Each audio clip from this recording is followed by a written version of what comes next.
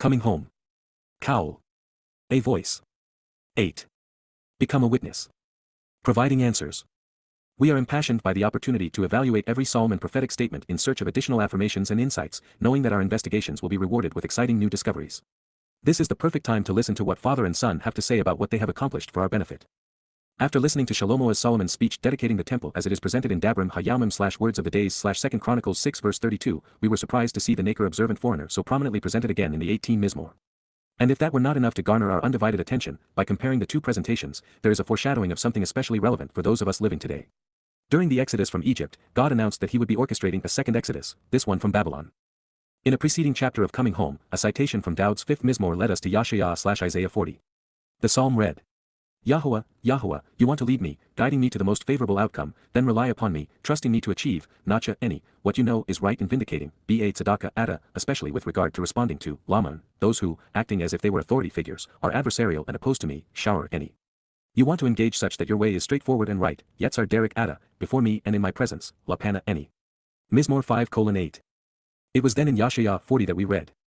A voice, Qowl, calls out, inviting and summoning, reading and reciting, Kara, in the wilderness, Ba Ha-Midbar, turn around and choose to change your direction such that you are prepared for, Panah, the way, Derek, the path, of Yahowah, Yahowah.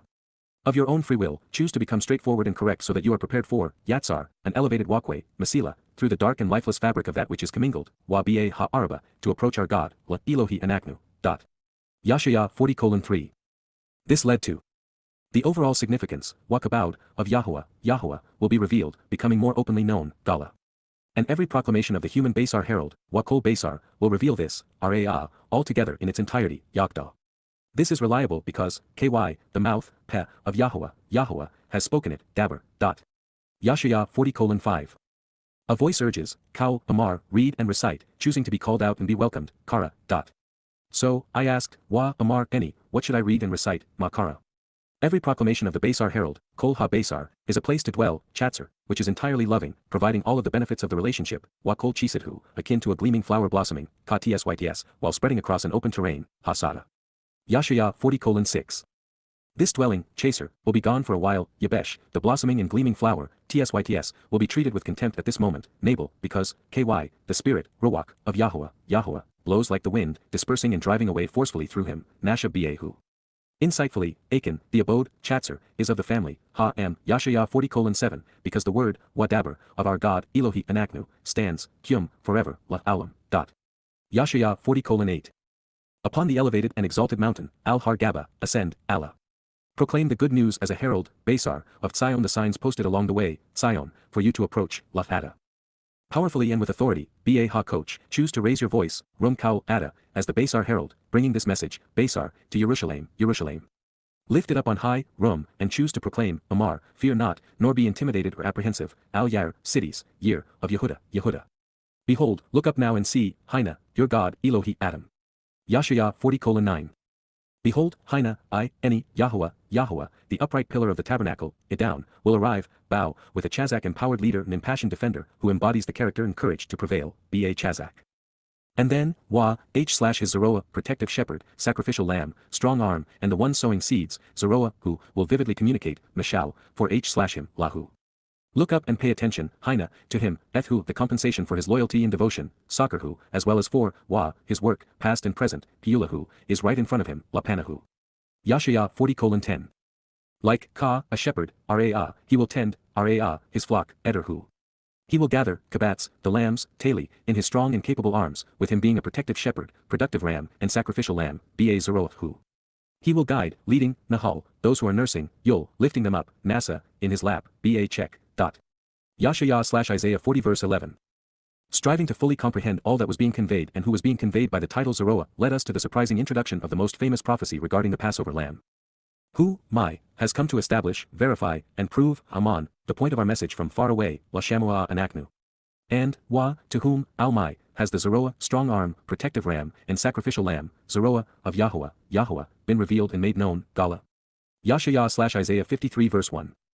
At which point I began to feel like we were living within the prophecy in real time. Our understanding of Daud's contribution to our lives was expanding exponentially while our perceptions of the role we would play in announcing this were becoming an important part of this story. In search of answers regarding Zeroah, we considered how Yahowah had used it on previous and subsequent occasions. In doing so, we not only discovered intriguing possibilities, but we also found ourselves among the Yisraelites on Maria listening to the king's speech, contemplating every nuance of each word as few have done. Whether you think that the Nakri observant foreigner of whom Solomon spoke, wrote these words or believe that he and his writings are not yet known to us, the fact remains that Shlomo Solomon, Daud's son, revealed something which should be reverberating around the world, something which should be considered by Jew and Gentile alike. God promised to provide a witness who would show the way to the benefits of the relationship, who as a messenger would provide answers regarding Yahowah's Shem name, all while serving as a herald to announce the yet hand of God, his Chazak impassioned leader and, most importantly, God's Zeroah, protective shepherd and sacrificial lamb. Using his Nakri, God would help interested parties reconcile their relationship through evidence and reason, so that they could become part of his Beit family. Our Heavenly Father expressly invited us to read what this Lama and witness, his lone Nakri observant foreigner, would come to Yada, know and understand by translating and contemplating his testimony. We were encouraged to act upon this individual's conclusions, which means that he will be right about God, correctly presenting what Yahowah is offering and expects in return. In a world of believers, of those who have gone astray, Yahowah is offering an opportunity to Yada know him. In that these revelations are extraordinary, let's take a moment to consider where and why Solomon referred to Yahowah's expanded explanation of the Shabat in association with the Exodus while introducing this Nakri observant foreigner, because I think it speaks of a second Exodus for God's people. Upon the completion and commemoration of Yahowah's Beit family home, which was the seminal moment in the life of a united Yisrael, standing atop Mount Moriah with the recently completed temple as the backdrop, the man noted for his wisdom spoke to all of us. He began by addressing the promises Yahowah had made to his father, David, while desirous of guiding his people's footsteps. In the process, Solomon selected Nakri to depict a discerning foreigner from a distant place and time speaking a different language, who, as a result of being observant, would come to understand, to tell the children of Yisrael and others how they should respond to the words this individual would write on their behalf. Therefore, Wagam, someone else, an observant and discerning foreigner from a different ethnicity and geographic location will come to understand, Nakri, the way to the benefits of the relationship, who, Asher, is not of your people, Lo, Min, Am, Ada, this Yisrael who. He will come, Bao, from a distant country in a distant time, Min, Eretz Rachok, for the express purpose of being a witness and providing answers regarding, Laman, Y/your, Ada, surprisingly important, empowering, and distinguished, Hagadol, name, Shem, the influence of your yet hand and influence, Yad, Ada, along with the Chazak powerful, prepared, and passionate person who is prepared to lead, Chazak, and, this Zeroah, protective ram, sacrificial lamb, and the one. Sowing his seeds, Zeroah, whom you have extended, Ada Haneda. When, he arrives on the scene and chooses to pursue this, then, he will help interested parties reconcile their relationship by providing those who exercise good judgment with the information and justifications needed to make a correct and reasoned decision, regarding this familial relationship, El Ha-Beit Hazeh. Dabrim Ha-Yaumim/2 Chronicles 6 verse 32. When you hear this out of the heavens, coming from the atmosphere, Adashama min Hashemaim, within the location where you live, min Makon Yashab Ada, then, engage and act accordingly, doing everything, Asa Qowl, which, to show the way, Asher, the Nakri observant foreigner from another ethnicity and culture, speaking a different language who understands, Nakri, has invited you to read, Kara el Ada, for the express purpose of being a witness who provides answers such. That, Laman, every person on the earth, Qowl, Eretz, will have a genuine opportunity to become familiar with, to Yada, know, acknowledge, accept, and understand, Yada, your name, Eth Shem Ada, coming to respect and revere you, Yayar, Eth, Ada, simultaneously along with, your people, Ada, Yisrael individuals who engage and endure with God, Yisrael. And also, so that, they may know and acknowledge, accept and understand, Yada, that, truthfully, your family and this home, Al Ha-Beit Hazeh, which to reveal the correct path to walk to give life meaning that, Asher, I have built for the family, Bana, who are Kara, called out and welcomed, Kara, by your name, Shem, Ada. Dabrim Ha-Yaumim/Words of the Days/2 Chronicles 6 verse 33. Solomon's exhortation drew inspiration from Moses' presentation of the Shabat of the Yatzah, Exodus. And so clearly, he had referenced the Torah's presentation for a reason. These 4 words appear, one after the other, in both statements, Chazak, Yad, Zeroah, and Neda. It wasn't by accident. Here is what Moses revealed in Dabrim 5. So, you should remember, Zakar, that, indeed, you were, Haya, a slave, Ebed, in the land, Eretz, of the crucibles of oppression, Mitzrayim, and, Yahowah, your God, Elohi Ada, brought you out, Yatzah Ada, from there, Min Shem, with, a firm, powerful, and protective, Chazak, an influential, extraordinarily capable, and intensely prepared, resolutely passionate, and encouraging, even a feisty and steadfast, hand, Yad, influence, and with, a strong arm, a protective shepherd, along with the sacrificial lamb, Zeroah, the resolve and overall ability of this remarkably important and impactful individual who is fruitful in his ways, accomplishing the mission when sowing the seeds of truth while denoting and advancing the purpose of the arm of God, of his shepherd, and sacrificial lamb, extended, Neda, reaching out. For this reason, Al-Ken, Yahowah, your God, Elohi Ada, instructed you, Ada, to approach by observing, Lashamar, that which is associated with the time, Eth Yaum, of Shabat, Ha-Shabat, such that it is set apart and special, Eth Kodesh. Dabrim/Words/Deuteronomy 5 verse 15. As we consider both speeches, we are reminded that the ultimate celebration of Shabat commences on Sukkah shelters in the Yobel year of the Lamb of God in 1600 Yah, at sunset on October 7, 2033. Sukkah's Shabat will then last 1,000 years. Therefore, for Yahowah to fulfill his promise to reconcile his relationship with his people, there must be another exodus, this one away from crucibles of political, religious, and geographic Babylon, the United States of America, the Roman Catholic Church, and the lands now infected by Islam. There is precious little time left to bring Yisrael and Yehudah back home, back to the promised land. Sadly, there wasn't a single willing Yahud through whom Yahowah could convey this message, which means that there would be no prophet or shepherd for his people at this time as there was with Moses and Daud. But there would, nonetheless, be a witness, a Nakri, who would write what those seeking to be with Yahowah would need to Kara read and Yada know. He would translate Yahowah's testimony, and that of Moses and Daud, the words of the actual Hebrew prophets and shepherds into English, the language spoken by more people today, including Jews, than any other. Time is growing short for another observant foreigner to emerge and compile the requisite translations and insights, although we ought to consider every possibility and welcome him if he should arise. At the same time, we should ponder why Yahowah made this prophetic announcement regarding the Nakri and then consider why Solomon included part of the Dabram presentation on the Shabat and Exodus in his prophetic declaration. If they are addressing this time and these translations, then we are fulfilling his promise. And if not, nothing is lost, and everything is gained when we study what Yahowah had to say so that we can respond appropriately to what he is asking from us and offering in return. Yod He Wah. There is a seldom considered prophecy revealed by Moses and chronicled in the Torah teaching regarding the Berith covenant and Yisrael to engage and endure with God, which uses the pretext of being led out of Mitzrayim, the crucibles of oppression, to predict a second exodus for those who wish to participate in the covenant. Embedded within the prophecy is another reference to the Nakri observant foreigner. With the past painting the future, this revelation plays out over the span of 3,500 years, culminating with Yahowah's return. It begins. These, providing perspective on God up close and personal, are the words, Dabri, the statements and the message, the explanation and linguistic basis, of the covenant, Ha-Berith, the family-oriented relationship agreement, which lead to the benefits of the relationship, Asher, which provide guidance on how to be happy and blessed, showing the steps along the certain and narrow path which give meaning to life, which, Yahowah. Yahowah, the proper pronunciation of the name of Eloah. God as directed in his Torah, teaching regarding his higher existence and our shalom, restoration, instructed, saw, taught and directed, educated and authorized, appointed and commissioned, Peel perfect, for, Moshe, one who draws out, to cut and establish, Lakaret, to make as an agreement through separation with stipulations, responsibilities, and benefits, Cal infinitive construct, establishing a genuine relationship through a verbal noun, with, the children. Ben. Sons, people, offspring, and descendants, of Yisrael, individuals who engage and endure with God, in the land, Eretz, in the territory, region, country, or realm, of Moab, who's your father, along with and as part of, Min Labad, as a part of the whole, as a branch from the same tree, denoting membership and inclusion within, the covenant, Ha-Berith, the family-oriented relationship agreement, that he cut, Asher Keret, which he established to lead to the benefits of the relationship, cutting to reveal the proper and correct path to be blessed while getting the most out of life, cutting through separation with stipulations, responsibilities, and benefits, in association with them, Ethem, while accompanying them in accordance with them, in Choreb, Choreb. Dabram/word/Deuteronomy 29 verse 1. The Torah, which was revealed through Moses on Mount Choreb, exists to present the covenant, its purpose, conditions, and benefits. There are no truer or more relevant statements than this. The covenant is the sole reason the universe was created, and life was conceived. Without the covenant, there would have been no reason for Adam or Chawah to exist, no purpose for the Garden of Eden, no distinction for Noach or the Ark, no value to the relationship established with Abraham and Sarah, no Yitzchak or Jacob, no Leah or Yehudah, no Rachel, no Yisrael, no Moses, no Torah, no Exodus. Without it, there would be nothing but a lonely God. There would be no Microi, no Maria, no Tzion, no Shamuel, no Daud, and no prophets. Every word God spoke, from "let there be light" to "come out of her, my people," exists because Yahowah wants to be part of a family. The Yisraelites were gathered around Moses expressly because Yahowah had made a promise to Abraham. He was not only fulfilling it, he was affirming it. And he would do so again. As the children of Yisrael had been freed from the crucibles of religious and political oppression within the geography of Egypt. On another day, our day, they would be called out of religious, political, and geographic Babylon.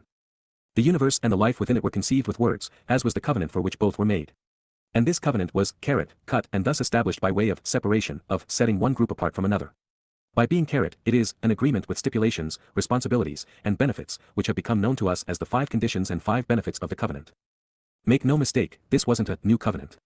It was, instead, Min Labad, part of the one Yah established with his people on Choreb, which was predicated upon the one he made with Abraham.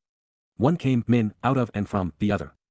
It is telling that Moses, the one who draws out, spoke these words to Yisrael while still in Moab, who is your father. These Yisraelites were not yet home. They were as they are today, in Moab, surrounded by an incestuous milieu of socialist secular humanists and Pauline Christians, all with questionable allegiances.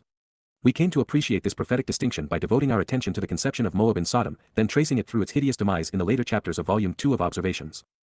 It is from the modern manifestation of Moab that Yahowah is calling his people out of today. As we have come to know by studying Yashayah 15 and 16, Moab represents the multicultural blending of sectarian and secular notions which has become so prevalent in the West. Just as Yahowah was guiding his people out of Moab and into the promised land on this day, while preparing them to live in it with him, today he is doing the same thing, calling Yehudim Jews out of the places infected with Christian multicultural socialist secularism into Yisrael so that he can protect them. One last thought before we press on. Yahowah, the most creative and influential being in the universe, the most brilliant and effective communicator we will ever know, not only worked with and through a man to convey these words, he chose one who was 100 years old, a mumbler and murderer, albeit with just cause, who had been part of the problem before he became part of the solution. In his next statement, Moses makes a connection far too many have missed. Yahweh Asa, Yahowah acted upon and engaged in the YYV, thereby, Kara, inviting us to meet with him, summoning us to be called out of this world so that we could be welcomed in his, doing so by reading and reciting his invitation.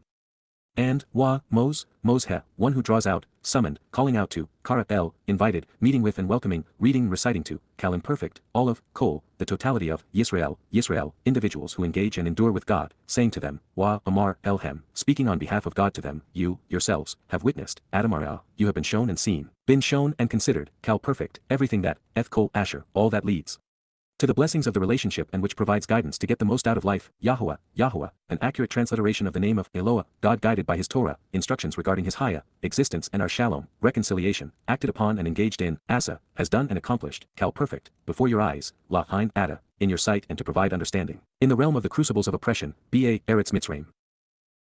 In the land of subjugation. Before Pharaoh, La Pharaoh, before all, Wala Qowl, of his servants, La Ebedhu, of his associates and co-workers, and throughout his land, Wa Qowl Eretzu.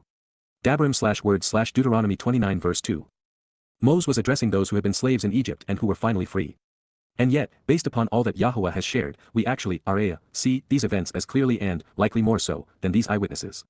Our perspective is better, as are our language skills. And since Moses' audience already knew all of this for having lived through it, the only reason for recording it was so that we could consider everything Yahowah has done and how that is relevant in our lives in the modern incarnation of Moab. It is but a wisp of sand before the mount, but please note, the Egyptian title, Pharaoh, was accurately transliterated using the Hebrew alphabet over 3,000 years before the Rosetta Stone provided scholars with the linguistic clues needed to decipher the hieroglyphics. So why do you suppose these scholars claim that they cannot use the same letters, replete with 17 consonants and 5 vowels, to pronounce YAHOWAH? This is a stunning indictment of academia and theology. The point Moses is making in this next statement has been largely ignored. God was not bragging. He wasn't trying to impress the Yisraelites or scare the Egyptians. It isn't in his nature. He was, instead, conveying a message that was intended to be read by us today. Unfortunately, religious types have long been eager to show their God as fearsome and impressive, able to perform great signs and wonders, all to impress the faithful. Without any evidence or substance to demonstrate the viability of their gods, magic and myth were used to cower the uninitiated and disempowered. And so, theologians have trivialized something profoundly prophetic. Both and Mopheth are signs in the sense of pointing us in the right direction. They reveal what's going to occur along the way. So rather than Yah saying, I was great, the entire experience in Egypt and during the Exodus was designed to foreshadow the fulfillment of Passover, unyeasted bread, and firstborn children in 33 CE. It was also being used to predict a second Exodus just prior to 2033, with Yah calling his people out of Babylon. This means that we should study the events which transpired around Moses with an eye to the future, seeking to understand what God is doing in the lives of his people today. This tremendously great, Haggadah, this stupendous and extensive, vitally important and essential for growth, intensely empowering, enabling, and magnifying, from Gadol, to grow and become important, to become powerful and be magnified, to do great things during an experience of examination and validation, and of getting the desired response, Hamasa, time of testing and period of evaluation, proof statement and adventure of discovery, even the means to assess individuals and nations. From Neza, to evaluate and try, to test and prove, which for the benefit of the relationship, Asher, to guide to the proper path to get more joy out of life, you saw, witnessing, Araya, you observed and perceived, were shown to judge, Kal perfect, with your eyes, Ein Ada, your faculty of sight, the appearance of the conspicuous and distinguishing signs announcing future events, Ha-Oath. This consent agreement and prophetic proof statements, these promises which will be recognized and remembered because they are predictive foreshadows, accurately and truthfully confirming that which will occur, along with the miraculous means of communicating the message with distinctive banners and characteristic signals regarding future provisions, a prophetic pledge on a raised banner which is revealing and symbolic. And, in addition to, the remarkably extraordinary indications of the amazing things which will come, Ha-Mopheth Ha-Gadol Ha-Hem, the marvelous and empowering symbols laden with tremendous portent along with the great expectation of things which will occur, the wondrously brilliant tokens which correspond to future events which are enabling and magnifying. This means of communication which is vitally important and which enables us to respond appropriately and grow, from Yafa, to be bright and beautiful. Dabrim/word/Deuteronomy 29 verse 3. Sometimes I wonder why so few have seen and shared the insights we have come to appreciate, such as a second Exodus, with the first from Egypt foreshadowing the next, from today's Babylons. Even more perplexing, how is it that so few appreciate the meaning behind each of the 7 YYV, the terms and conditions of the covenant, or the timeline from Eden and back to the garden? These insights are vital because Yah is consistent. What transpired in the past serves as instruction for the future. It is Yah's subtle way of saying that every story serves a purpose, and every occurrence is a learning experience. The reason we are told about life in the Gan Eden Garden of Great Joy is because the covenant's children are returning to an expansive replication of this place. The reason for the flood account is to show how serious Yahowah is about our need to distance ourselves from the ways of man. The reason we are told about the problems associated with the people's misguided affinity for King Shaul is so that we'd recognize the consequence of associating oneself with the wannabe apostle Shaul. The story of Abraham and Yitzchak on Moriah was a dress rehearsal for Yahowah's and Daud's fulfillment of Passover. The first Exodus provides guidance for the next. We turn to this prophetic portrait to solidify our understanding of the role of the Nakri preceding the time of Jacob's troubles. And while that reference is in Dabram 29:20, we may have found his purpose here at the beginning of Moses' speech. These are the words of the covenant and of its renewal. This seems to reflect upon why we are here, what we are doing, and the reason this is occurring. It's all about explaining the nature and intent of the covenant. If not us, then who? If not now, then when? All of these wonderful stories, all of this information, the teaching, guidance, and lessons, would have been lost on a world without the inclination to understand, the eyes to see, or the ears to hear.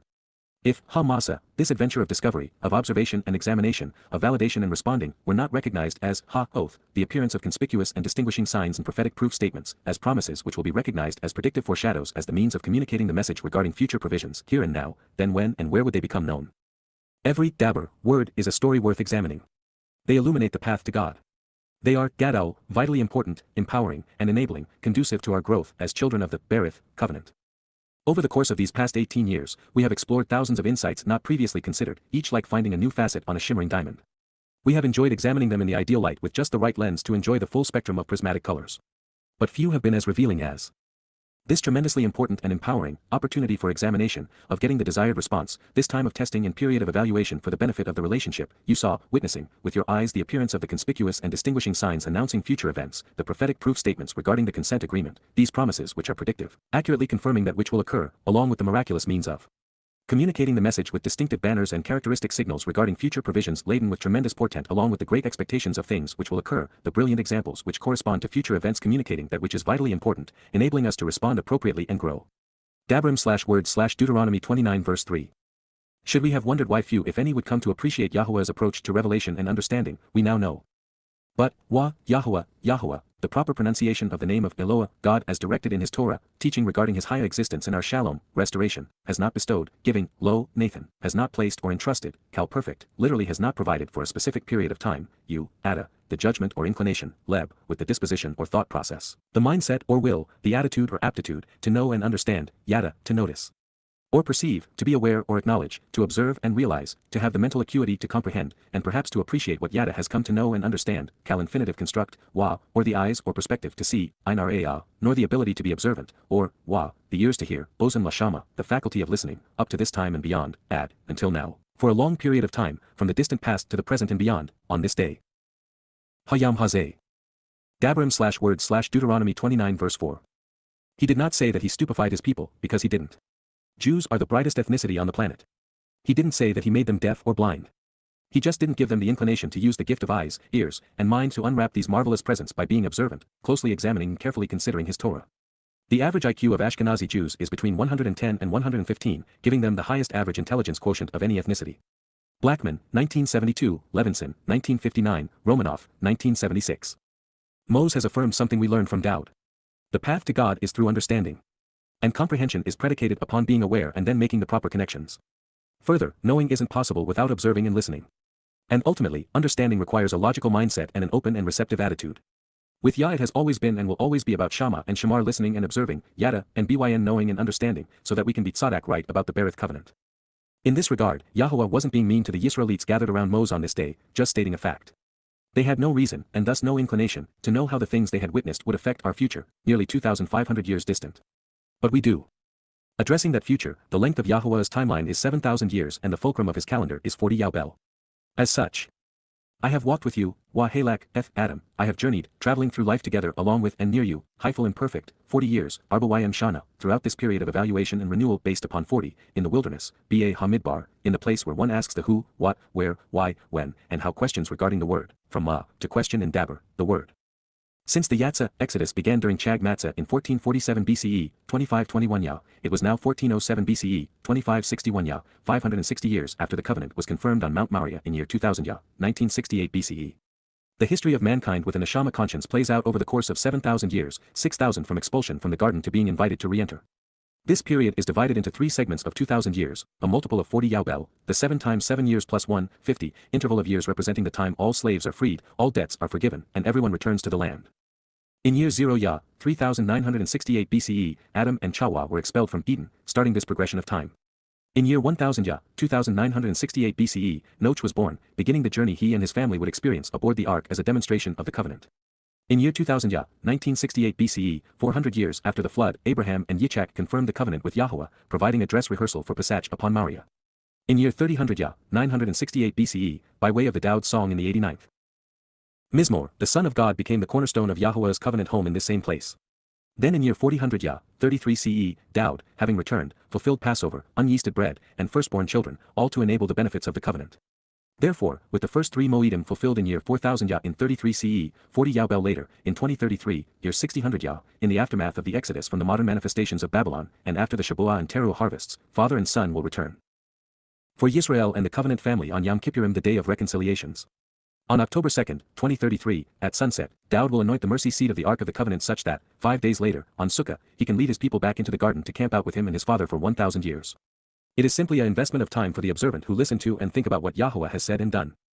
Also interesting regarding Midbar wilderness, the conjunction of Ma and Daber encourages us to seek answers to the who, what, where, why, when, and how questions regarding the word of God, to ponder the implications of his testimony. While this next line may seem a bit mundane, we'd be wise to consider it from the perspective of Yahowah's overall provision. I think Yah wants us to envision the enduring nature of the set-apart Spirit's garment of light as well as the protection he provided to keep Satan from oppressing his people by nipping at their heels as was foretold in the garden, enabling us to walk with him.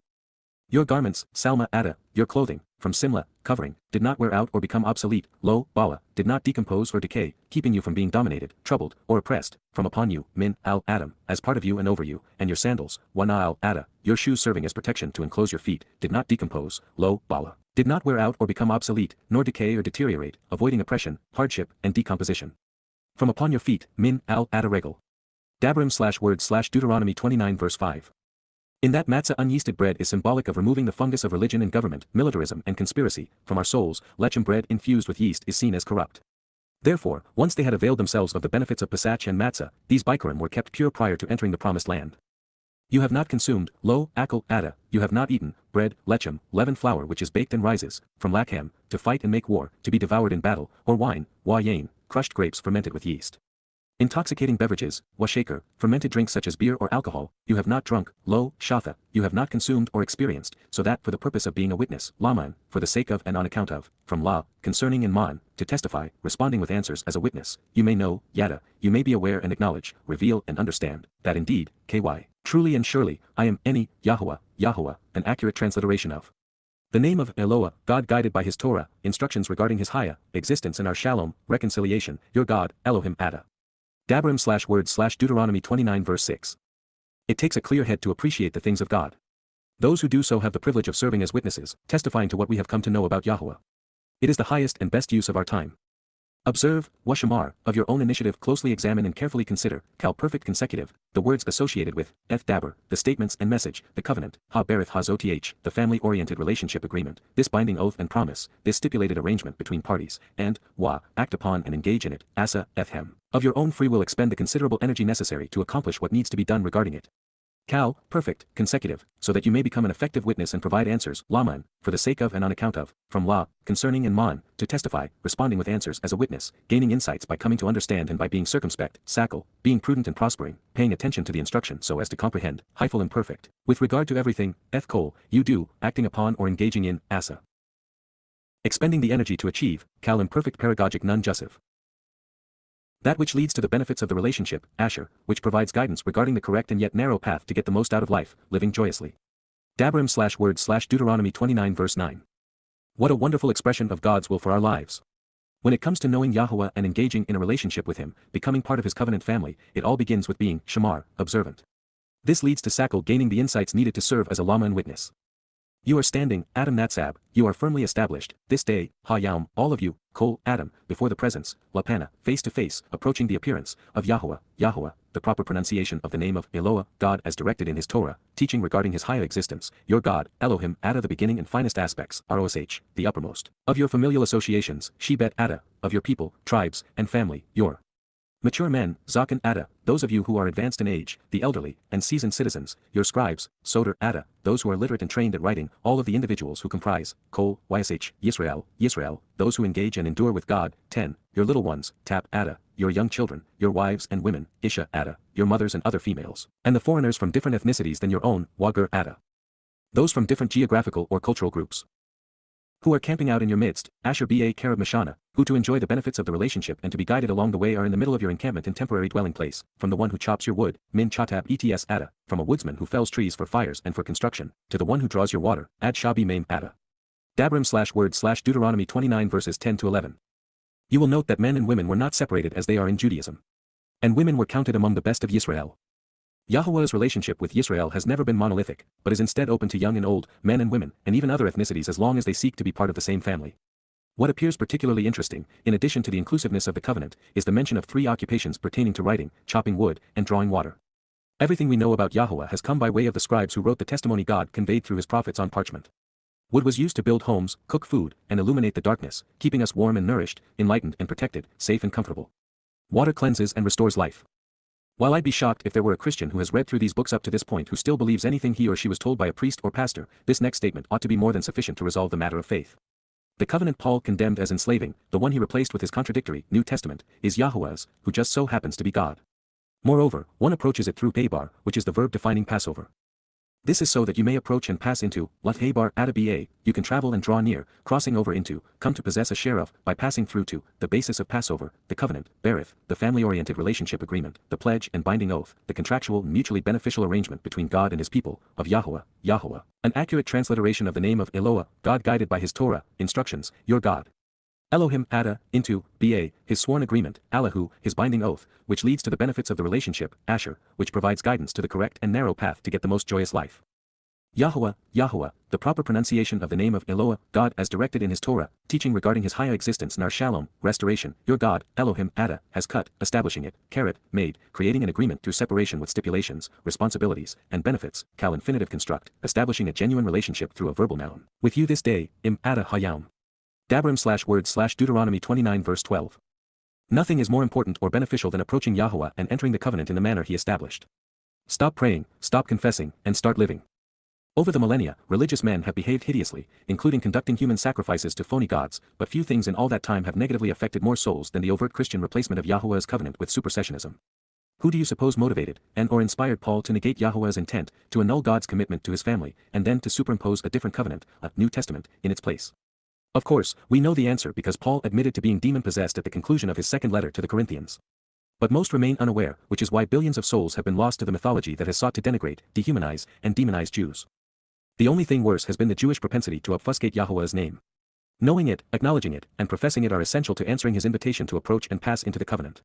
In that it is his family, his name and his title are continually associated with it. And in this case, his name was spoken and written twice for edification.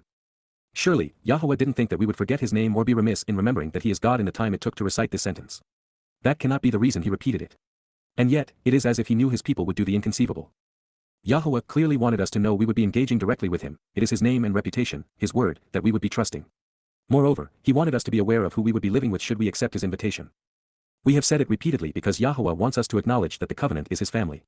It is a sworn and binding agreement, and therefore backed by the word of God.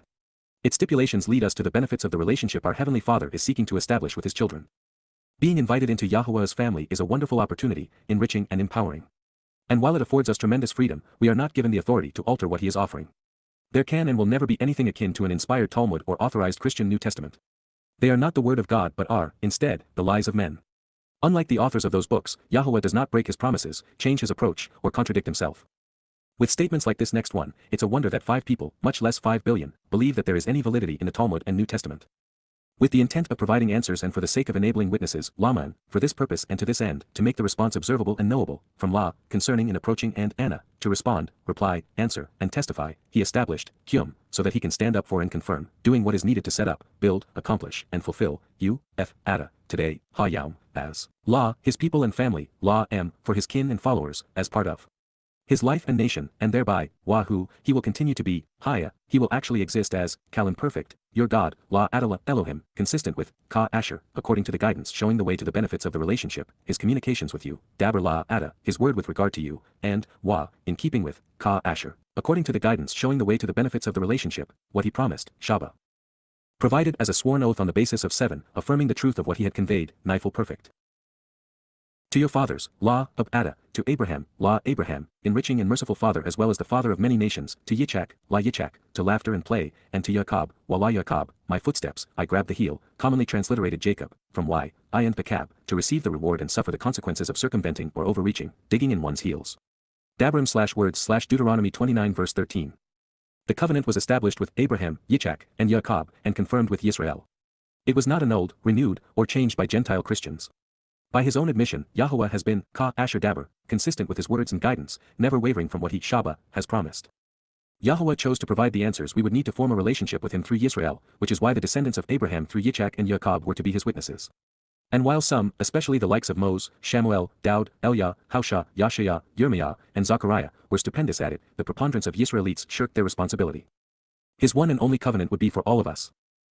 And it is not with you alone that, while lo, eth adala bad ada, but not for you by yourself, I, any, am establishing, making, creating an agreement through separation with stipulations, responsibilities, and benefits, cal participle absolute, establishing a genuine and singular relationship through a verbal adjective, this covenant, eth ha berith ha zoth. This particular family-oriented relationship agreement, the unique pledge based upon marriage, this treaty and alliance.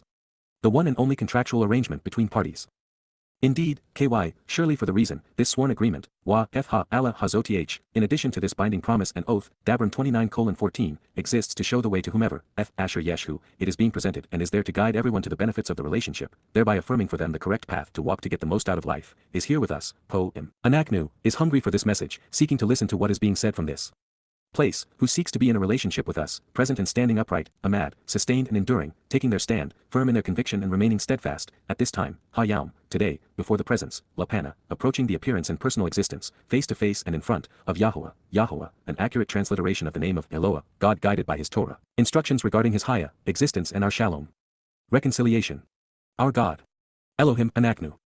It is also for whoever benefits from the guidance along the correct path to the relationship, Wa, Eth, Asher, in addition to those who follow the narrow path to get the greatest benefit out of life, who is not, Ein, among those present here, someone open to the speech providing nourishment, in conjunction with us this day, Im Anaknu Hayam, with us at this time. Dabram/words/Deuteronomy 29 verse 15. There would be one covenant for all people and for all time. This covenant is a sworn agreement from Yahowah, and he has never reneged on a promise. While it is undeniably with Yisrael, Gowan Gentiles who choose to stand with the chosen people have always been welcome no matter where or when we may live. Of particular importance is the realization that Gowan non-Yisraelites are incorporated into the one and only Berith covenant.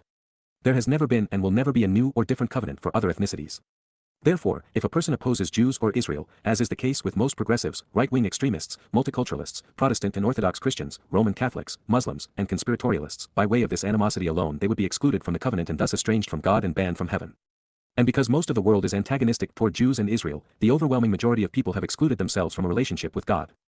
It should be no surprise to anyone who isn't either ignorant or irrational that Muslims have been indoctrinated to hate Jews. It should also be obvious that there is a rapidly increasing number of politicized individuals, both extremely liberal and ultra-conservative, who are overtly hostile to Jews and Israel. Moreover, the fastest-growing belief system worldwide is conspiracism, the foundation of which is predicated upon blaming Jews for almost everything. To the surprise of many, the putrid well from which this misguided abuse of Jews grew to become a worldwide threat is the Roman Catholic Church.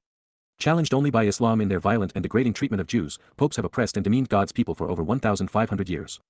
It is one of several reasons why the Roman Church is the whore of Babylon and why the tyrannical Islamic nations represent geographical Babylon. Should you think that I'm biased or just making an uninformed generalization regarding Muslims and Catholics, please read Goddamn Religion and Twistianity, followed by David Kurtzer's The Popes Against the Jews and John Cornwell's Hitler's Pope. If you make it through them without coming to hate these religions, then you may want to have your head examined. As an alternative, and based upon what Yahowah just revealed, we enter into God's presence and are adopted into his family through the Torah. Therein we find the keys to heaven and the path to the covenant. Consistently entering the doorways to synagogues, mosques, churches, temples, shrines, political edifices, and social media conspiracy sites universally excludes believers from knowing God. These are the ways of the Gowan, of politics and religion.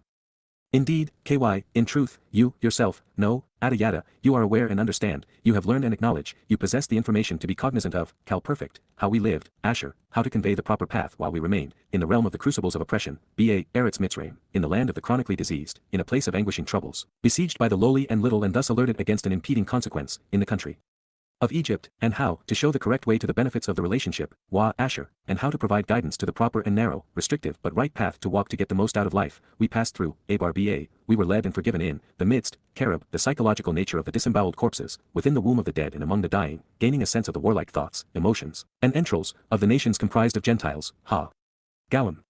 Of the prideful pagan peoples worshipping false gods, of the populations of animalistic individuals, of the dead and decaying bodies, of ethnicities with a religious and political orientation, from Gua, the backside or rear of a body, a euphemism for ass. We were led to do so, Asher, through which we were led along the correct path, in conjunction with Passover, Abar, passing over and forgiven. Dabram/words/Deuteronomy 29 verse 16. We are being provided with facts, with the evidence required to Yada know how to become part of Yahowah's family, in addition to knowing what would cause us to be excluded. It is the truth which sets us free, just as it did for those who were listening on this day. The Hebrew root of Mitzrayim, the plural of Mitzri or Mitzra, is derived from a blend of rather ominous terms, most of which emerged as a compound of ma, to ponder the implications of zar, troubling oppression and persecution. These include matzrep, crucible, to test and purge, matzora, leprous, dreaded and chronically diseased, metzar, anguishing trouble and distressful hardship, matzera, to be on guard, alerted against an impending future consequence, mitzayar, lowly and little, and matzor, to besiege. Therefore, in the plural, we might well define Mitzrayim as the crucibles of chronic and dreaded diseases, a place of anguishing hardships and distressing troubles. In this light, it is particularly telling to realize that many, if not most, Masr, Egyptian, Coptic Christians are ethnic Jews, the legacy of converso Jews millennia earlier. It was here that the Torah was robbed of its Hebrew roots and was bastardized, giving birth to the Hellenized Septuagint. It is here that every pre-Constantine copy of the Christian New Testament was written and later discovered. It could be stated, both literally and historically, that the origins of the Christian Bible, its Old and New Testaments, were written in Greek in Alexandria, rather than in Hebrew in Yisrael, Yehuda, or Jerusalem. If I may quote Dowd, Selah, pause now and think about that. One of the many things which make the prophecies regarding the Nakri observant foreigner so provocative is that Yahowah consistently tells his people that the ways of the Gawim Gentiles are an abomination, especially their religions and politics, their militaristic ways and customs. This is one of many such examples. And, you have seen, you have witnessed, perceived, and judged after discovering and considering, the abominable religious things associated with their gods, their detestable and idolatrous abominations, their repulsive and filthy things, their corrupting and vile idols, and also, that which is associated with, death, their objects of worship and religious attire, their religious images, statues, artwork, idols, clothing, and apparel, which are expensive monetarily, often derived from silver and gold, many of which are comprised of wood or built of stone, eben wa kasef wa zahab asher imhem. Timbers used to torture, hang, and kill prisoners, displayed as religious symbols and objects of worship which cause the doorway to close, and thus Christian crosses and crucifixes, of rock or any other natural materials including building stones, are valued and pricey, costing a lot of money, causing people to desire them, longing for what they represent, comprised of precious metals to appear splendorous and brilliant. Dabram/words/Deuteronomy 29 verse 17.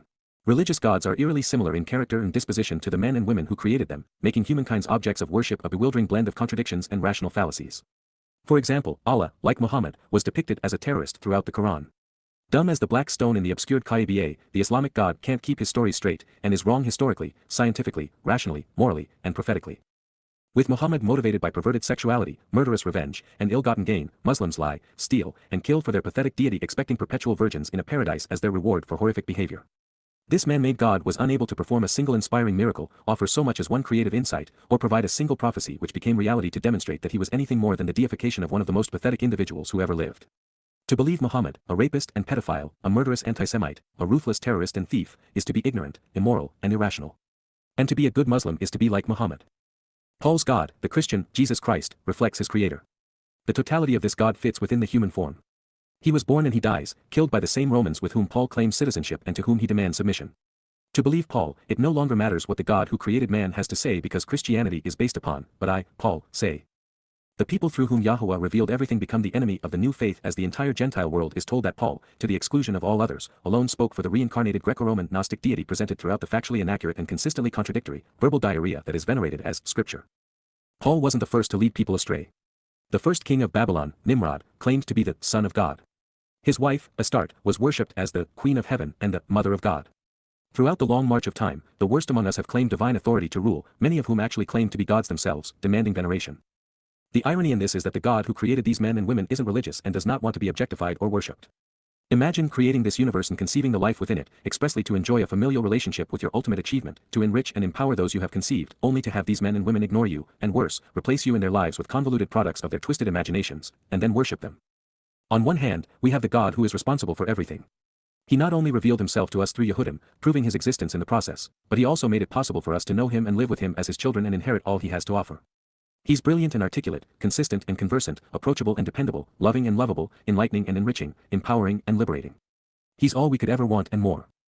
On the other hand, the religious, political, and militaristic gods of the Gentiles are non-existent figments of man's imagination, complete fabrications which require blind faith because they are mythical. They are perverted, convoluted, capricious, and fearsome, and yet always seem to support the local and national agendas, no matter how counterproductive, covetous, or murderous the men responsible for them have been. Considering the contrast, to choose the fakes over the real, one must be ignorant, irrational, or both. Before we contemplate Moses' next statement, a little history lesson may be beneficial. Beginning in the 4th century BCE, and in the wake of Alexander's conquests, Rabbinic Judaism became heavily influenced by Greek philosophy and culture. The Yehudim admired the Greeks to such a degree it could be argued that the story chronicled in Maccabees is actually against total assimilation. As a legacy of this conflict, the internal Hasmonean civil war played out 40 to 70 years prior to Daud's second arrival. It demonstrates that this integration of cultures actually occurred. The high priest at the time, Hyrcanus II, inherited the position from his father, Alexander Ianius, by way of his mother, Alexandra, all Greek names. Alexandra also crowned her eldest son king, intermixing religion and politics in the way of the Gentiles. But Hyrcanus' younger brother, Aristobulus II, another Greek name, rebelled against him 3 months after Alexandra's death in 67 BCE. Hyrcanus, meaning land of the wolf, advanced against his brother, deploying a band of Gentile mercenaries. During the ensuing battle at Jericho, Aristobulus, whose Greek moniker blends Ari, extraordinarily, arete, excellent and virtuous, and Aristuo, brave as to say, egotistical, engaged in a manner that may have fueled anti-Semitic conspiracies. He bribed Hyrcanus militants, offering them more money than had his brother. The mercenaries changed allegiances, giving the victory to the more conniving financier. Immediately thereafter, and in direct contradiction to the Torah, Aristobulus sent his newly acquired and uncircumcised Gentile militants to the temple, where the extraordinarily excellent and brave captured the realm of the wolf. Rather than kill his brother, however, the two made a deal, with Hyrcanus relinquishing the titles of high priest and king to Aristobulus for a cut of the religious, but not political, revenue. This despicable display of money-grubbing would not last. The wolf's advisor, Antipater, named after the Macedonian general who became regent of Alexander's empire, meaning, like the father, the Edomite, symbolic of Rome, convinced Hyrcanus that his brother, Aristobulus, was too insecure and greedy to allow him to live. But in actuality, Antipater simply wanted to control YAHOWAH himself. With the weaker, or at least, stingier, wolf back on the throne, he would make his move. Therefore, following the advice of his advisor, Hyrcanus scampered off to take refuge with Aretas III, the Nabatean king, whom Antipater had bribed into espousing his conspiracy. With friends like these Gentiles, the revolting Jewish brothers hardly needed enemies. But nonetheless, an army of 50,000 Nabateans advanced toward Jerusalem, taking the city and besieging the temple. During the siege, Onias, the last remaining stalwart against assimilation, was stoned to death on Hyrcanus' orders for refusing to pray for the death of the wolf's rivals. Adding insult to injury, Hyrcanus, not to be outplayed financially, swindled the priests who were supporting the extraordinarily virtuous and brave Aristobulus. He sold them cows for the Passover sacrifice for the enormous price of 1,000 drachmas, then refused to deliver them. Thus far, every word fans the flames of the anti-Semitic stereotypes and conspiracies that would follow. While this tawdry episode was brewing, the Roman general, Pompey, defeated the Seleucids, dispatching his deputy, Marcus Scaurus, to Syria. Because the Hasmoneans were allied with the Romans, the wolf and his egotistical brother both appealed to Scaurus, endeavoring to elicit his support with gifts. And with Aristobulus more lavish once again with his bribes, the Roman ordered Aretas and his Nabatean army out of YAHOWAH, clearing the way for Aristobulus to return to power. During their retreat, however, the virtuous and brave mercenaries bludgeoned the retreating army. With the sibling rivalry having become bloody and expensive, and yet unsettled, in 63 BCE the Pharisees, Hyrcanus, and Aristobulus all appealed to Pompey for supremacy. The Roman, as was the custom among wolves, chose the wolf, but not based upon Romulus and Remus. As the weakest of the three, Pompey believed that Hyrcanus would be the easiest to manipulate. Then to make certain he would be compliant, and that Roman authority would remain unchallenged, the evil empire dispatched her legions, suffocating YAHOWAH. Aristobulus, with his enormous ego bruised, turned traitor, and, like a child throwing a tantrum, sought to hand Jerusalem over to Pompey.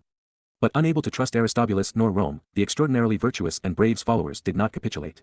So, the Romans besieged Jerusalem and captured the city by force, nearly destroying the temple in the process. Aristobulus was taken to Rome as a prisoner and Hyrcanus was hailed as king. Is it any wonder God is opposed to all forms of human governance?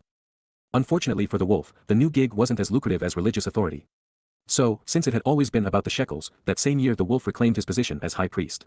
As he did, the Romans set the menacing advisor, Antipater, on the throne. Things remained as such until 40 BCE, when Aristobulus' son, Antagonus, allied with the Parthians. With the muscle of these Iranians, and thus in the company of the Persian gods, Antagonus was proclaimed king and high priest. The wolf was seized, and his ears were mutilated, with antagonists literally biting them off to assure that the wolf would be permanently ineligible for the priesthood. The earless carnivore was taken by the Parthians to Babylon, where he lived in captivity with other Jews, all of whom we are told embraced and respected this putrid excuse of a man. Shortly thereafter, in 36 BCE, Herod defeated Antigonus with the help of Rome and her legions. The conniving bastard, fearing that Hyrcanus might induce the Parthians to help him regain the throne of Yehuda, invited the aging and earless wolf back to Jerusalem. Hyrcanus accepted the invitation of Rome's appointed king, only to have Herod charge him with plotting with the Nabateans against his authority. The Roman puppet then assassinated the Parthian stooge. Yehuda and Yehudim were lost in a sea of Goyim with no one to blame but themselves. Their purpose negated, no one, beware, there isn't anyone for an extended period in the future who exists among you, yes Adam, of stature, substance, or affluence, affirms your existence or status, at this time, min, today, and from this day, not a man or woman, no group of people or tribe, isha, mishvacha, shebet, individual, male or female, nation or kingdom, aristocratic family or institution, clan or subdivision, whose reasoning or inclinations. Asher Lebab whose thinking and motivations, whose heart, mind, and soul, whose thoughts, conscience, feelings, and volition show their path through life and what they enjoy, are found directed toward the presence of, Panaim, who are seen focusing their attention on, moving in the direction of, prepared to face and appear with the appearance of, Yahowah, the proper pronunciation of the name of Eloah, God as directed in his Torah, teaching regarding his Haya. Existence and our Shalom, restoration, our God, Elohim, Anaknu. They are going after, Lahalak, they are conducting their lives, living for, and following, approaching, worshipping, and serving, La, Abad, to draw near, work with, or subject themselves to, the gods, Elohim, the deities and objects of worship, idols, judges, ghosts, the powerful or majestic, of the Gentile nations, Hagawim Hahem, of those prideful pagan peoples worshipping false gods, of those populations of animalistic individuals, of those in contrast to Yisrael, of the dead and decaying bodies of ethnicities with a religious and political orientation, from Gua, the backside or rear of a body, a euphemism for asses. Negated and without purpose, invalid and useless, there will be, there will exist, among you, Adam, a root, sorish, an underground source, a base and foundation, bearing, para, producing an abundance of offspring over successive generations, that which is infuriating and noxious, liana, cursed and sickening, unpleasant and galling, annoying, irritating, and maddening, poisonous and embittering, warosh, with the beginnings of that which is toxic and bitter, foremost.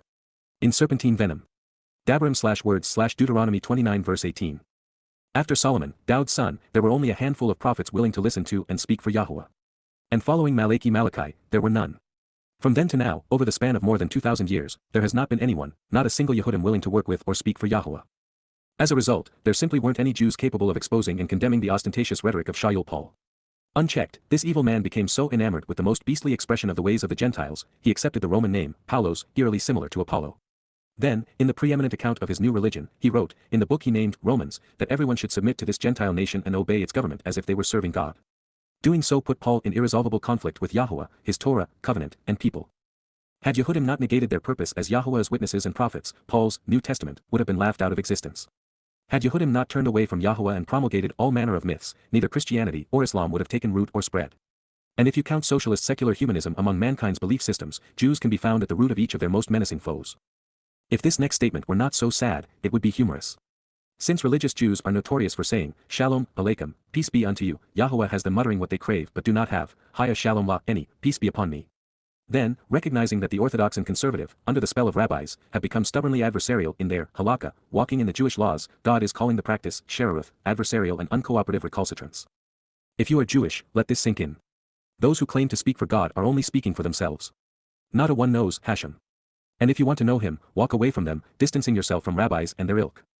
And it shall come to be, Wahaya, it shall come to pass and exist, when he hears, Ba Shama, who, with him listening or if he chooses to hear, Kal perfect consecutive, the account and record, Daber, the word, the message and communication, that which has been said, the matters and statements, of this binding agreement and promise, Allah Hazoth, of this oath, this sworn and solemn statement. He will actually commend himself, Barak, he will try to invoke divine favor upon himself, adoring and blessing himself, in his judgment, Ba Lebab who, in his heart, from his perspective, and in his opinion, his sense of right and wrong, and based upon his reasoning and inclinations, saying, La Amar, claiming and declaring, peace be unto me, Haya Shalom La any, peace be unto me, I am content and satisfied, and I will be saved, though, Ky, on the contrary, I walk, Halak, journey through life and conduct myself, in the adversarial stubbornness, Ba Sheraruth.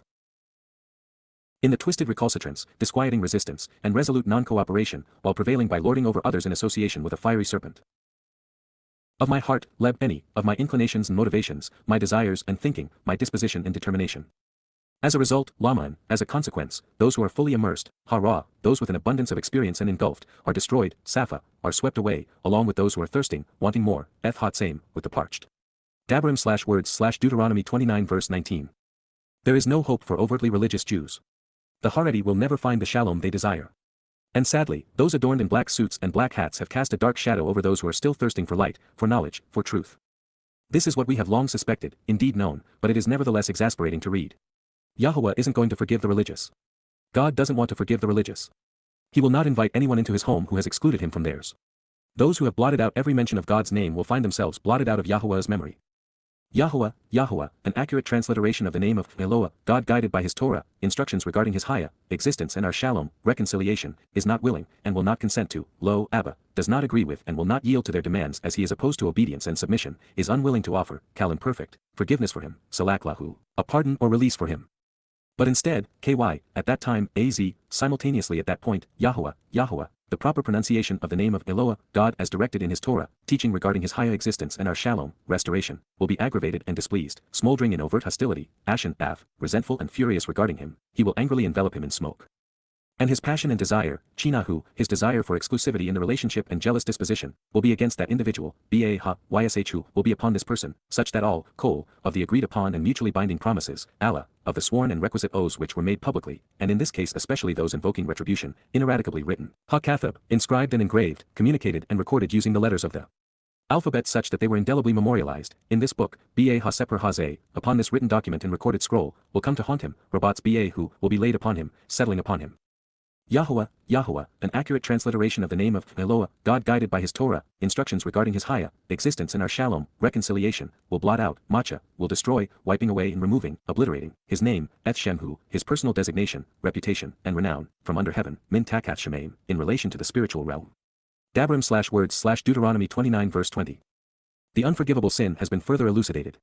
For our edification this comes in conjunction with Yahowah exposing and condemning religious behavior. As we have long suspected, those who have removed Yahowah's name from his book will have their names removed from the book of lives. This being the case, let's be so bold as to make a recommendation. Come to know and understand, appreciate and respect, acknowledge and acclaim Yahowah's name. Never utter, Jesus Christ, Hashem, or, the Lord, again in conjunction with God. Should you choose not to embrace this advice, please be aware. And then, Yahowah, Yahowah, the proper pronunciation of the name of Eloah, God as directed in his Torah, teaching regarding his Haya existence and our Shalom, restoration, will disassociate from him, excluding him, Babel who will dismiss him, expelling him, withdrawing from him, and banishing him, for his trouble, his depravity and opposition, for his deplorable conduct, erroneous opinions, and twisted perversions, his miserable and disagreeable ways, and malignant corruptions, from, min, every, Qowl, association, Shebet, clan, family, subdivision, tribe, and part, with Yisrael, individuals who engage and endure with God, in accordance with, consistent with, all, Qowl, of the agreed upon and mutually binding promises, Allah, of the sworn and conditional oaths regarding the publicly acknowledged agreement, of the covenant, ha-berith. Family-oriented relationship agreement based upon a marriage vow, the contract between the parties, the pledges and promises that were indelibly written, ha-kathab, that were inscribed and engraved, memorialized and communicated, then permanently recorded using the letters of the alphabet such that they were printed, in the scroll, seper, upon this written document and recorded letter, this book recounting what has occurred while recording what has been said, of the Torah, ha-Torah ha-zeh, of teaching and instruction, guidance and direction. Dabrim/words/Deuteronomy 29 verse 21. When disassociation is from Yahowah, it is indeed a fatal state of affairs for all who suffer this fate. They will have their souls destroyed, squandering their potential, or worse, be sentenced to an eternity in Sheol. Such are the wages of opposition to God for those who advance twisted perversions of his testimony. Allah is one of many Hebrew words with a light and dark side. It is a binding promise, a solemn oath, and a public pronouncement, even an exchange of vows. In this case, Yahowah is bound to do what he has written in his Torah, especially regarding the terms and conditions of his covenant. Therefore, if we accept his stipulations, he is bound to provide the agreed benefits. Similarly, those who have vowed to uphold the terms of the covenant, and who have publicly sworn to listen to God and respond appropriately, are committed to honor their promises or suffer the mutually acknowledged consequences. When Yahowah told Yisrael, and us through them, that we would receive every possible blessing if we followed his guidance, he irrevocably stated that misleading others regarding his directions would not be advantageous and would indeed be unpleasant. And that is where the dark side of Allah comes into play. It speaks of negative consequences, or curses, for those who are not only counter to God, but who lead others away from him through their religious or political agendas. After having observed Yahowah's Torah and covenant for the past 18 years, we've come to understand these concepts as clearly as they are presented here by Moses in Dabrim/words 29. The covenant's mutually binding promises were indelibly written in the scroll of the Torah. If we want to be part of Yahowah's family, we will find the conditions and benefits listed therein. We can accept them, reject them, or ignore them, but we are not at liberty to change them. Nor is it in our purview to alter the consequences of acceptance or rejection. Addressing everyone, but speaking directly to Yisrael, there are 3 things we must know if we want to survive the impending storm: Yahowah's name, his Torah and covenant. To discount them is to die. To speak or act in opposition to any of these 3 things, and thereby lead others away from life, is to endure Sheol forever. And while I'm not your judge, based upon what we have learned by studying Yahowah's words, if you remain deceived by religion or government, or if you embrace conspiracies, your soul will be destroyed. And if you promote your religion, if you are active politically, and if you encourage others to believe conspiratorial notions, eternal incarceration in a black hole will be the consequence. This remarkable introduction into the mindset of right-minded but misguided Yisraelites and Gowan throughout the ages takes us to our time, and to the influence of the Nakri observant foreigner on Yahowah's children. It appears that it will take an outsider to get Yisrael's attention at long last. And perhaps that is why those who stand with Yisrael have been invited to participate in the covenant. Those who long ago introduced us to Yah now need one of the distant beneficiaries to point Yisrael in the right direction such that they return to Yah. And yet, when presented before an audience that witnessed the plagues Yahowah deployed against Egypt to free his people from religious and political coercion and economic and military domination, it's likely that the devastating anti-Semitic consequence of mankind's most malicious conspiracy, blame the Jews, will serve as the primary motivating factor in getting the chosen people's attention. This is what we should expect. Yahowah's testimony in the Torah, Nabi, Wa Mizmor has been available for thousands of years, and yet, in all that time, there wasn't a single receptive Yehudi Jew through whom Yahowah could communicate to his people. Keeping in mind that the Nakri is defined in the books we are translating as someone who is Asher, properly guided, who, Kyum, stands up as others bow down, and who is Naker, observant, closely examining and carefully considering Yahowah's words, exploring and considering what God has revealed in the books, he's little more than a guy holding a lamp along with a magnifying glass, who says, Haina, pay attention to what Yahowah has to say. Sadly, Yisrael has returned to captivity as Yehudim are harassed and oppressed by nations, religions, and conspirators. And yet, to an increasing degree, Jews are finding God's demonstrable opposition to the political, religious, and conspiratorial influences comforting, even reassuring. For the first time in a long time, they are listening to their God. Ironically, it's those who want to round up, denigrate, and imprison his people, and exterminate them, who will scream so loud that they will awaken the children of Yisrael such that they hear Yahowah say to them, Come out of Babylon, my people. It is only when Yehudim Jews are confronted with no alternative but to flee or be tortured and die that they will listen to Yah. The Nakri is, therefore, simply a voice, one calling out in the wilderness of human corruption, prepare yourself for the arrival of Yahowah and his son. So then, Wa, the last generation, Ha-Dower Ha-Acharon, those descendants dwelling at the end during the latter days, will make a profession and promise, Amar, will choose to declare at that time, expressing their desires in words, answering with the intent to be informed, Qowl perfect consecutive. Your children, Adaben, your descendants and offspring, led along the correct path to receive the benefits of the relationship, Asher, properly guided, will step along the way that gives life meaning and purpose, will rise up and take a stand, Kyum, will find confirmation and fulfillment, becoming established, Qowl imperfect, during a time distant from yours, Min, Ichar, Ada, after your delay, you hesitating, deferring, and remaining behind, in the end, because, Wa, and then, Ha. Nakri the observant foreigner, Ha-Nakri, the discerning individual will pay close attention, carefully examining and thoughtfully considering so as to recognize and acknowledge this, a man unrelated by ethnicity who will notice, come to perceive, and know, regard and respect what he discovers, becoming acquainted with the individuals and information, from Naker, to recognize and acknowledge, to know and regard that which he discovers through exploring, observing, and listening, will come. Bow. He will arrive to pursue this, guiding and directing those who wish to return and be included, Qowl imperfect. From a faraway place in distant time, Min Eretz Rachok, from a country a great distance away and after a long passage of time. So then, Wa, they will see and perceive, Ra, they will witness and understand, that which is plaguing, Makkah, the devastating pandemic disease afflicting the population, the casualties and scars, the loss of life, this land, Ha-Eretz Ha-Hai, of the country and place, the evil disease and overall impairment, Takaluyim, the grievous and agonizing sickness, which grieves, necessitating intercession to resolve the sickness precluding the benefits associated with, Asher Hala Ba-Hai. Which unnecessarily saddens, leading those with the disease away from the proper path to Yahowah, Yahowah, an accurate transliteration of the name of Eloah, God guided by his Torah, instructions regarding his Haya, existence and our Shalom, reconciliation. Dabrim/word/Deuteronomy 29 verse 22. And now, we know why Solomon spoke to his people about the arrival of the Nakri during the last days. This explains much of what Daud's son had to say about the observant foreigner at the dedication of the home of God. There are few distinctions more vital to one's mission than having been prophetically introduced by Moses in the Torah, especially in conjunction with healing the rift estranging Yisrael from Yahowah. After having devoted 22 years of my life since Yahowah asked me to serve his people on Towrah 2001, calling them home, it is gratifying to read this endorsement. It is also encouraging because it would not have been written if I had failed father and son in delivering an accurate and cogent account of what they have done to reconcile the relationship. This is a proud moment for all of us working to advance Yada Yahowah for Yehudim. Yahowah can be trusted to deliver on every promise. He has repeatedly vowed to reconcile his relationship with Yehudah and Yisrael, and it is a commitment he will uphold. This marvelous moment will occur in a manner consistent with his Torah instructions. There will be no exceptions, even for his people. Led to the correct path, they will rise up and take a stand against all of those who have opposed them and misled them. Pointing Yisrael and Yehudah in this direction, and toward this outcome, is the only reason the Nakri is prophetically relevant. Yahowah wants his people to consider what the foreigner has learned by translating his Torah, prophets, and Psalms. Without the contributions of the Nakri being specifically noted by Yahowah, such that his endorsement becomes known while he is calling his people home, the critical nature of the message the Nakri is conveying would likely be disregarded by his intended recipients. Yahowah's consistent instructions to disregard the Gowan and the horrid treatment Jews have received from them had to be forestalled at this moment and for this reason to prevail. Further, Yahowah could make this lone exception for this foreigner during this period because he is not only vehemently opposed to the very things Yahowah disdains among Gowan, but he is also passionately committed to everything God has sought for his people. Also, while I had preferred to write Nakri observant foreigner in lowercase, when it is preceded by Ha, the definite article, it becomes a title which should be capitalized and written, Ha Nakri the observant foreigner. And yet, realizing that it refers to me by default, I'm becoming more comfortable with the title, as unpretentious as it appears, simply because I'm not offering anything on my own. Every word I have conveyed has been based upon Yahowah's testimony and the insights and conclusions which can be drawn from what his prophets revealed. The title, Ha Nakri the observant foreigner, is based on the verb naker, to recognize and acknowledge, to know and regard that which is discovered by exploring, observing, and listening. As such, the Nakri isn't presenting his own message but, instead, what he has observed by exploring God's word. He will, therefore, ask nothing for himself. He will not care how the world responds to what he has learned. He will know that whether they reject his translations and insights or find merit in them, they will be dismissing or acknowledging Yahowah, not him. He will not have a following, a mission statement, or a donate button. He will not claim to be a prophet. Nonetheless, it would be wise to read and listen to what he has discovered by studying the presentation of Yahowah's prophets in Yada Yahowah, an introduction to God, observations, and coming home. But enough said about the Nakri, let's move on to the remainder of the Torah's message. The phrase, Asher Hala Yahowah Ba is one of the most intriguing we have considered. It can be translated as saddened, revealing that Yahowah is rightfully grieved by mankind's propensity to be religious.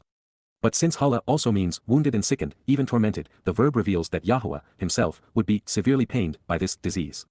From that perspective, this is among the most horrendous, yet wonderful, realizations ever conveyed to humankind. It suggests that father and son would suffer from this plague, doing so on Pesach and Matzah, to free us from the grip of the deadliest institution man has ever conceived, religion. This realization takes us back to the beginning, right back to the moment we examined Anna, reply and respond, in conjunction with Yom Kippurim, the day of reconciliations. Those who Anna answer Yahowah's Mikra invitations to be called out and meet will not be Anna, afflicted, because Dowd ransomed us from the plague of religion by fulfilling Chag Matzah, volunteering to have his soul be Hala, tormented, in our stead during Passover and unyeasted bread. In these words from the Torah, we are witnessing the greatest of all gifts and the ultimate demonstration of love. There are innumerable possibilities with what follows. The devastation could be the result of a nuclear holocaust between nations, mankind's malfeasance, a supervolcano eruption, a natural event, or a devastating asteroid impact, as has been foretold in the book of Revelation should it be correct. But since they are expressly listed, and the causation is comparable, it's more likely a divine act of cleansing akin to what occurred in Sodom and Gomorrah. The timing also suggests that the devastation might also be akin to the plagues preceding the Exodus. We are also left to wonder if this will occur within one nation, an entire region, or the earth as a whole.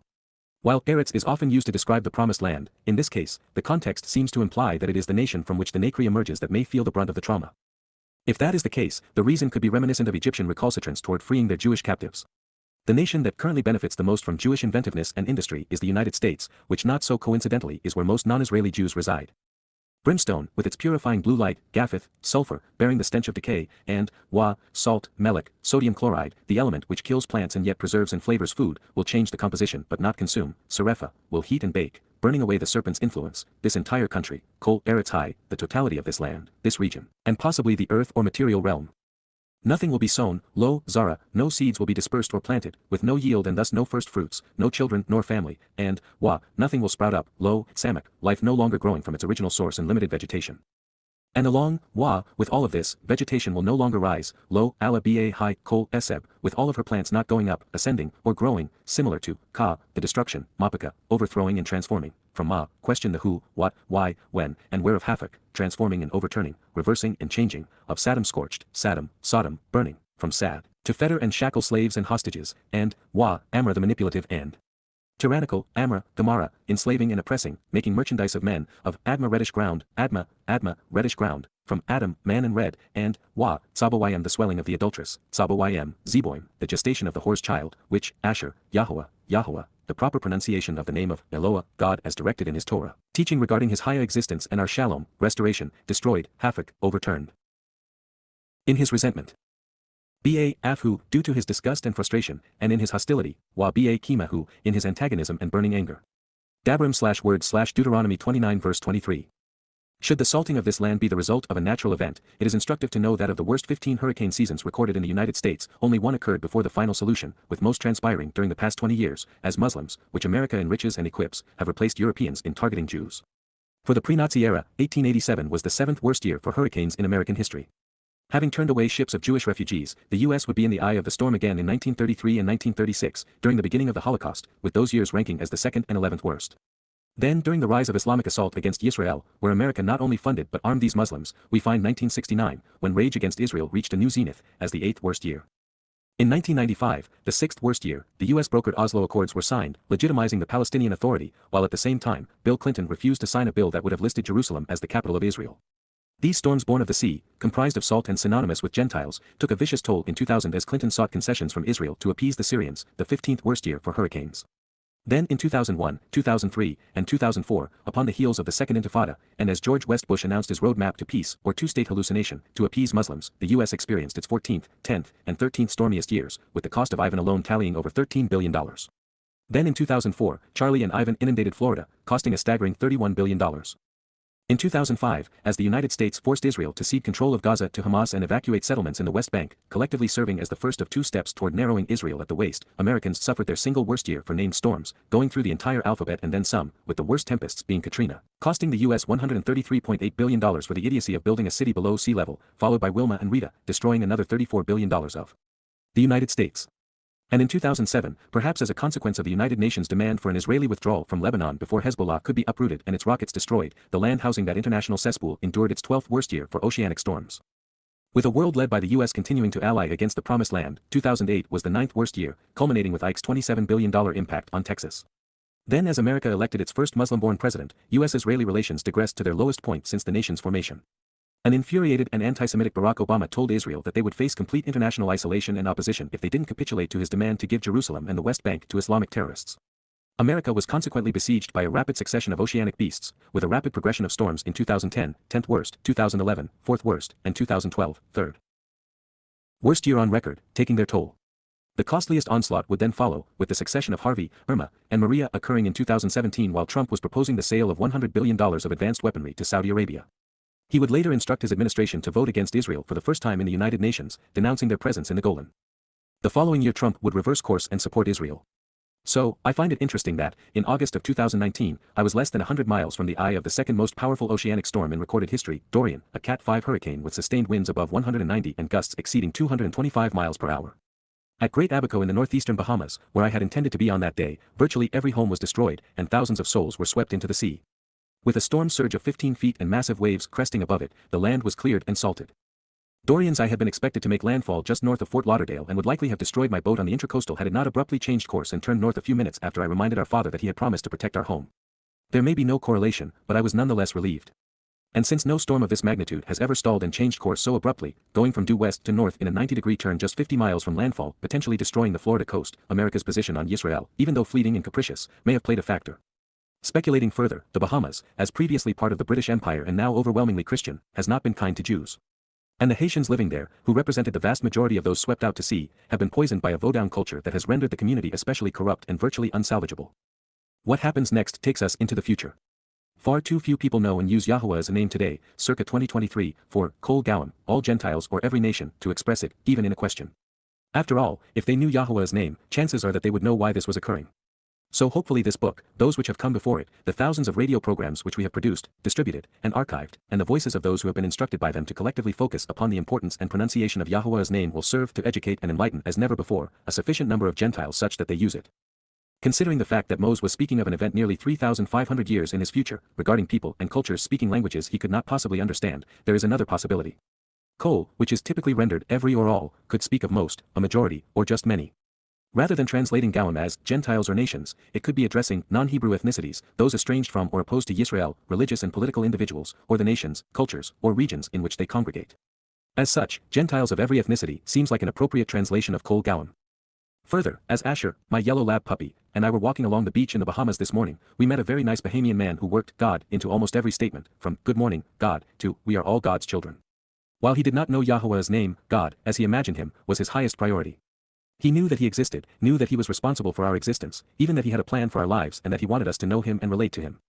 Since Moses knew his name, he may have posed the following question from his perspective, using his vocabulary, rather than that of the Gowan. Moreover, this question seems to imply that it's one nation in particular, or at least one region, which will be devastated, one which is of great concern to the world at large. If that is true, then this is likely that of Hanekri. His nation is indeed a great distance from Israel, of great concern to every nation on earth, home to the greatest concentration of Jews outside of Yisrael and speaks the most pervasive language on earth. It is also the nation rebuked in Yashayah 18 for its role in narrowing Yisrael and arming her enemies such that war becomes inevitable. Then, Gentiles of every ethnicity, Qowl HaGowan, large groups of individuals from every cultural, national, ethnic, political, religious, or geographic identity, all who are either uncultured, polytheistic, or heathen, all those estranged from and opposed to Yisrael, the majority of foreigners, will question, will inquire, for what reason, Alma, why, and over what, has Yahowah, an accurate transliteration of the name of Eloah, God guided by his Torah. Instructions regarding his Haya, existence in our Shalom, reconciliation, acted in this manner toward, Asakakala, engaged this way and to such a degree toward, this country, Eretz Hazoth, this land, region, nation, or place. What, caused this intense animosity, Kori, burning indignation and fierce response, this great antagonism, Hagadal Hazeth, this tremendous frustration, resentment, and disgust. Dabrim/word/Deuteronomy 29 verse 24. Apart from the use of Yahowah's name, up to this point, these are just questions most might ask. In fact, people are always looking for someone or something to blame. Catholics continue to blame Jews for killing their God. Muslims blame Jews for their lack of success. The conspiratorialists blame Jews for that which they, themselves, are guilty of doing. And socialist secularists blame Jews for oppressing those who are terrorizing them. Beyond this, until more people consider these translations and resulting insights, it's hard to fathom how Gentiles will come to realize that Yehudim Jews are reaping the consequence of neglecting Yahowah and his covenant while also failing to appreciate the prophetic nature and purpose of the first Exodus. Said another way, since the following conclusion is correct, a significant number of Goyim will become aware of who God is, what he is doing, and why he is engaged in this manner. Also, based on what follows, logic dictates that the nation being destroyed has a name, the United States of America. The God of their fathers, and being led out of Egypt references apply only to Yehudim Jews. Over 40% of the worldwide population of Yisraelites, at least of those who acknowledge themselves as such, live in America, which represents 2/3 of those currently abiding outside Yisrael. Further, since there does not seem to be another candidate writing about such things on behalf of Yahowah and the chosen people, the nation in which all of these books and radio programs have been written and spoken, at least up until a week ago, is the United States. Moreover, they will say, express, regarding the way to the relationship, Asher, in opposition to the path that leads to life, they either neglected or they rejected, Azab, the forsook and disassociated themselves from, Perfect, the covenant, Berith, the family-oriented relationship agreement, with Yahowah, the proper pronunciation of the name of Eloah, God as directed in his Torah, teaching regarding his Haya existence and our Shalom. Restoration, the God, Elohim, of their fathers, Abhem, which, to lead them to the benefits of the relationship, Asher, to guide them to the correct path to get the most out of life, which he established with them, Imhem, he cut them into, creating through separation, by, with, him bringing them out, Yatzah, who, Ethem Min, him coming to serve, descending to publicly lead them out, of the realm of the crucibles of oppression, Mitzrayim. In the land of the chronically diseased, of testing, and purging, in a place of anguishing troubles, the region besieged by the lowly and little and thus alerted against an impending consequence, in the country of Egypt. Dabrim/word/Deuteronomy 29 verse 25. To know this answer is to understand the nature of the covenant and the purpose of the Exodus. While it is right, currently less than 1 in a million are aware of what Yahowah revealed. Moreover, this will not become common knowledge until after Yah returns. But it is, nonetheless, true. Speaking to the remnant of Jews living in America, who are unwilling to leave political Babylon, Moses is reminding us that they remain estranged from the covenant Yahowah established with their fathers in part because they have not made the connection we made earlier, that the Exodus from Egypt was a harbinger of the final trip home, quite literally the final solution to the Jewish problem. For far too long, truthfully since the time of Daud's initial reign as king of Yisrael 3,000 years ago, Yisrael has, Azab, neglected and or rejected their place in the covenant and the God who offered it to them. They have been harassed and abused by those who covet and claim what they have squandered. There is one thing worse than neglecting and or rejecting Yahowah and his family, and that is chasing after and serving false gods. And yet, sadly this has become mankind's proclivity, with virtually everyone pursuing and working on behalf of gods conceived by men. And Jews, in particular, have led this crusade, with Yisraelites having founded Judaism, Christianity, Islam, and socialist secular humanism, the mother of progressivism and the wokeism. But, they pursued, Halak, they walked to and went after, proceeding toward and followed, behaving in accordance with, and served, Abad, working for, being burdened by, and worshipping, Kal imperfect, other gods, Elohim Aker, different deities, in addition to verbally explaining their allegiance to them, Wachawalahem, showing and telling, using words to speak to and for them, worshipping them, Hitpeel consecutive imperfect, continually doing so on their own initiative and without assistance, gods, Elohim, with whom, Asher, they were unfamiliar and which are unknowable, Lo, Yada, Hem, who made no sense to them, Kal perfect, negating and dividing them, deceiving and dispersing them, while Lo, Chalak Lahem, eliminating their share and apportionment of the inheritance by encouraging misleading opinions, false perceptions, and seductive lies, Kal perfect. Dabrim/word/Deuteronomy 29 verse 26. Of all the things which must aggravate and annoy Yahowah, it's hard to imagine anything worse than his creation's propensity to create and worship false gods. Claiming to know him, claiming to speak for him, claiming to be inspired and authorized by him, clerics the world over have ignored his testimony and written lies and promoted frauds which have poisoned the minds and corrupted the souls of billions upon billions of people. It must sicken Yah when anyone does such a thing, especially when they forcefully impose their faith, but it must cause him incalculable grief when his people advance these corruptions and when the resulting concoctions are used to plague Yisrael and Yehudah. Can you imagine being God, having done so much for humankind, looking upon your creation and finding no one receptive to you, no one willing to listen to what you have to say and offer? And worse, imagine the most powerful and influential civilizations, religious institutions, and militant nations, such as Imperial Rome, the Roman Catholic Church, Islam, and now the United States of America, vociferously contending to be godly with devastating consequences for your people. So, the animosity, the frustration and anger, resentment and grievance, of Yahowah, an accurate transliteration of the name of Eloah, God guided by his Torah, instructions regarding his Haya, existence and our Shalom, reconciliation, against, with, this country, Eretz HaHai, land, region, nation, or realm, will bring upon it, Ba'al al-Hai, clearly pursuing the inevitable association with, all of the harmful consequences, Qowl HaKalaha. Everything that invokes the vilification of those seen as insignificant and having no value, that were written, HaKathab, which were permanently inscribed using words and letters, in this scroll, HaSeper HaZeh, upon this document, written communication, and book. Dabrim/words/Deuteronomy 29 verse 27. The Torah is a balanced presentation of commendation and condemnation, of credits and debits, of love and hate, of good and bad, such that we are aware of the consequence of our choices. If we choose Yahowah, if we act upon the conditions of his covenant, and if we accept his invitations to meet with him, we will receive the promised benefits. If we neglect all of this, we will die, neglected by God. And if we consistently lead others astray, deceiving them, then we will be convicted and incarcerated consistent with the Torah's guidance in this regard. Addressing Moses' next statement, unless something is uprooted in a manner which shows great care for that which is being transplanted, and unless it is immediately and appropriately replanted, it will die. What once grew is like a weed plucked completely from the ground, whose roots are exposed to sun and wind and, thus, incapable of growing again. These would be weeds. And, Yahowah, the proper pronunciation of the name of Eloah, God as directed in his Torah, teaching regarding his higher existence and our Shalom, restoration, will uproot them, Natashhem, pulled them out of the ground, destroying them, from upon their land, Min al-Adamahem, in and out of that ground of theirs, in frustration, in anger and animosity, resentment and consternation, and in deadly antagonism, Kima, in hostility and displeasure, and even poisoning what remains. Then as if snapping a twig in anger, Ketsef, as a sign of furious discord, dissension, and disharmony, breaking their branches away in annoyance, he will throw them, Shalakhem, he will hurl and scatter them, casting them, into another land, Eretz Acre, into a different country or the next region, consistent with, similar to and as a comparison or similitude to, this day, Hayam Hazeh. Dabrim/words/Deuteronomy 29 verse 28. Remember, on this day they were still in Moab, the modern manifestation of which is the politically correct multicultural milieu of socialist secularism and Pauline Christianity. Most Jews remain in this place, embracing the former while harassed by the latter. Most Jews will remain uprooted and die in this place, not unlike what occurred 80 years ago throughout Europe. There is a tendency for English Bibles to butcher the concluding statement of Dabrim 29:29. For them, it is as if Yahowah was revealing all of this for absolutely no reason other than for his bemusement. They read, "The secret things belong unto the Lord our God." KJV, NASB, and NIV, or, "The Lord our God has secrets known to no one. We are not accountable for them." NLT. Why would God keep secrets? Why bother with 40 prophets over 4,000 years if God wanted to remain hidden and unknown? The New World was hidden from view, but hardly a secret, before it was discovered. So were atoms and DNA. They have always been there and observable, just not known. It took the desire to know, the time and energy to explore, the creation and use of the right tools, and the courage to go where most dared not tread, to find these things. The same is true with Yahowah's testimony. The words were written down expressly for us to observe them. And by doing so we have discovered and shared hundreds if not thousands of insights not previously considered. The fact that God's name is pronounced YHOWAH, that the set-apart spirit is feminine, that Torah means teaching, not law, that there are 3 destinations for human souls, 5 conditions of the covenant, and that the way to God is through the 7 micro-EY are examples of what we found by more fully and accurately translating Yahowah's prophets. At issue here is that law is a preposition which can be rendered concerning or approaching, but not belong, nor in the manner presented in the NLT. So, in actuality, Moses is addressing how the things which are unknown prior to investigation and things which have been revealed more openly work together as part of Yahowah's eternal witness, collectively conveying the Torah's teaching so that we might approach God by responding appropriately to him.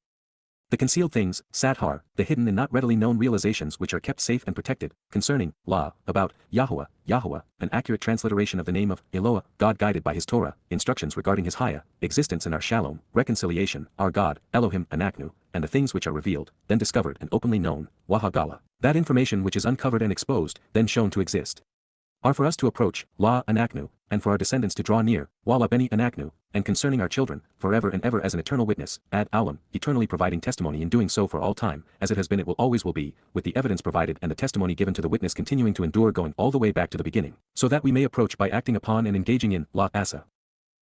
Endeavoring to do and gain from. All of the words, Qowl Dabrim, in concert with every word and statement, of this Torah, this source of teaching and guidance, Towrah HaZoth, this particular and singular place from which instructions and directions flow forth. Dabrim/words/ Deuteronomy 29 verse 29. It has always been a matter of going where the words lead.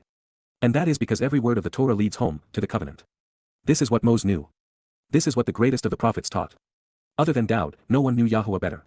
It would be wise, therefore, to trust his assessment of the Torah and its covenant. Speaking of him, in fact, to Moses and in the same book, the Torah, Yahowah, himself, said.